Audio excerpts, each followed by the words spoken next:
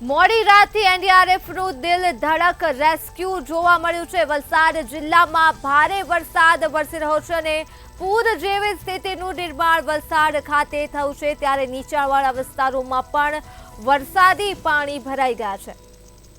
NDRF દ્વારા અત્યાર સુધીમાં કુલ 9 લોકોનું રેસ્ક્યુ કરી દેવામાં આવ્યું છે અને રેસ્ક્યુ કરાયેલા લોકોને શેલ્ટર હાઉસ ખાતે ખસેડી દેવામાં આવ્યા છે। વલસાડ જિલ્લામાં હજુ પણ ભારે વરસાદ વરસી રહ્યો છે। નીચાણવાળા વિસ્તારોમાં વરસાદી પાણી ભરાયા છે, ત્યારે વલસાડ જિલ્લામાં હજુ પણ ભારે વરસાદની સ્થિતિ યથાવત છે અને મોડી રાતે જ એનડીઆરએફનું દિલ ધડક રેસ્ક્યુ જોવા મળી રહ્યું છે। વલસાડ જિલ્લાથી આ વિગતો મળી છે, જ્યાં પૂર જેવી સ્થિતિ સર્જાય છે, ત્યારે એનડીઆરએફની આ સરાહનીય કામગીરી પ્રકાશમાં આવી રહી છે। એનડીઆરએફના ટીમના જવાનો દિલ ધડક રેસ્ક્યુ કરી રહ્યા છે, સ્થાનિકોની સહારે આવ્યા છે અને મોડી રાતથી જ તેઓએ રેસ્ક્યુની કામગીરી શરૂ કરી દીધી છે।